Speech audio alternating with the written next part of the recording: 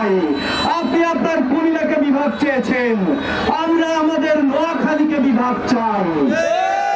যদি বিভাগ দেয়া না হয়, শুধু নোয়াখালী নয়, নোয়াখালী জেলার প্রত্যেকটি গুরুত্বপূর্ণ পয়েন্ট থেকে শুরু করে প্রত্যেকটি উপজেলায়, প্রত্যেকটি ইউনিয়নে, প্রত্যেকটি গ্রামে, হাটে ঘাটে মাঠে, পাড়ায় মহল্লায়, স্কুল কলেজ মাদ্রাসায়, মসজিদ মন্দির গির্জায়, যেখানে আছি সেখান থেকে কাপড়ের কাপড় মাথায় বেঁধে নোয়াখালী বিভাগের দাবিতে রাজপথে আন্দোলন।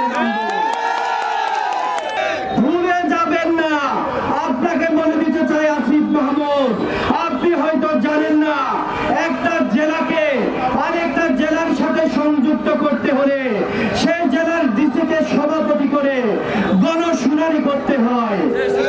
আপনি কোথায় গণশুনানি করেছেন? গণশুনানি না করে জনপ্রশাসন মন্ত্রণালয় আপনি কার অনুমতি নিয়ে নোয়াখালীকে কুমিল্লার সাথে সংযুক্ত করছেন? আজকে নোয়াখালীর আন্দোলন দেখছেন, ঢাকার রাজপথ বন্ধ করে দিব। ঢাকা রাজধানী নয়, নোয়াখালীকে রাজধানী ঘোষণা করব। ঢাকা থেকে সকল ব্যবসায়ীদেরকে নোয়াখালীতে নিয়ে আসবো। নোয়াখালীর 7 লক্ষাধিক প্রবাসী অধ্যুষিত এই নোয়াখালী রেমিটেন্স পাঠানো বন্ধ করে দিব।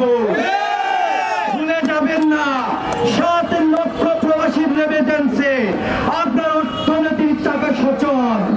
জনপ্রশাসন মন্ত্রণালয়ের সচিব, জনপ্রশাসন সংস্কারের চেয়ারম্যান আপনাকে বলছি, কার অনুমতি নিয়ে আপনি সুপারিশ করেছেন নোয়াখালীকে কুমিল্লার সাথে?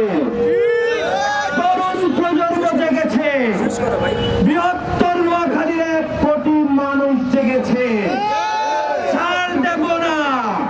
আজকে নোয়াখালী, আগামীকাল কাপড়ের কাপড় বেঁধে ঢাকার রাজধানী জাতীয় প্রেস ক্লাবে আন্দোলন করব।